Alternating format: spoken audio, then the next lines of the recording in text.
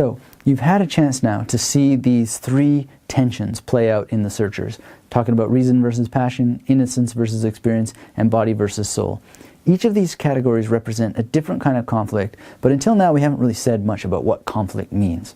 In order to understand conflict at a deeper level, it's really useful to look at the origins of storytelling in criticism and theory. So let's look at the origins and the history of conflict in theory. Now, to do this, we can look all the way back to ancient Greece, where we find the word agon. And in general, this word refers to struggle or contest, and it would be used in terms of athletics, spiritual matters, and debates between characters on the ancient stage.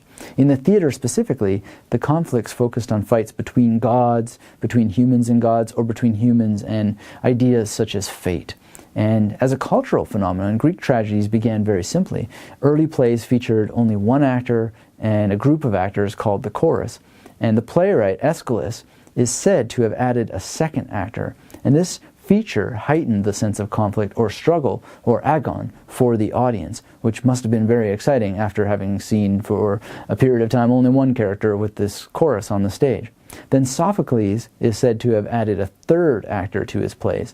And this addition not only increased the complexity of the dramas at a narrative level, but it also made them much more gripping to watch. And as John Truby has pointed out, we have this tendency to continue to use three characters to the present day as a core focus. So when you look at a contemporary movie, you'll often see that, yes, there may be many, many characters, but the core drama will tend to be between three characters. There may be all kinds of incidentals and so forth, but those three characters will form the core. And if you look at screenwriting manuals or trainings by script gurus and so forth, you'll come across the advice that you should focus on limited sets of characters, and you'll even have these formulas for creating 3-point or maybe 4-point sets of opposing characters, and each one will offer more conflict than the last. And this advice comes from observing what works on the screen to please contemporary audiences. But it takes its origins from the ancient world, specifically the theoretical work of Aristotle. Now, again, have this kind of chicken and the egg thing. What came first, criticism or storytelling? I'm betting on it that basically storytelling came first, and then someone like Aristotle came along to analyze storytelling. And so we want to think about Aristotle and why he's so important. Well, as far as we know, at least in the Western tradition, Aristotle seems to be the first guy to look at the theater and ask, what kinds of stories are these? What are the parts of these stories that make them up, and how do these parts work in order to create particularly interesting effects that thrill audiences? And to answer these questions, Aristotle wrote a book, or perhaps it was lecture notes that were prepared on behalf of his students.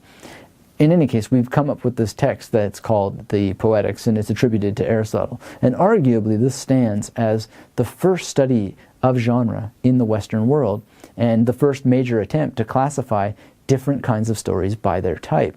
So for example, Aristotle thought about tragedy and comedy as two kinds of type. He also talked about the genre of epic, which includes works like the Odyssey and the Iliad, as well as different kinds of poetry.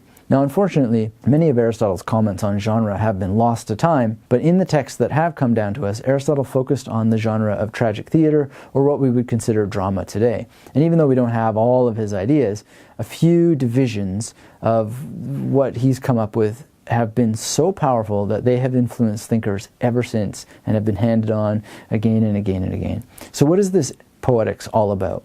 Well, Aristotle thought that the best narratives produce pleasure, and in a particular way, and the more they are particularly produced, the greater the pleasure comes out of these stories. And this has to do with efficiency. He talks about how plots are constructed to achieve particular pleasures based on an economy of means, or how little a story can use in order to use a huge impression on us. So the more efficiently the details are handled, the bigger the impact. And an efficient narrative, Aristotle argues, is one that is dramatic.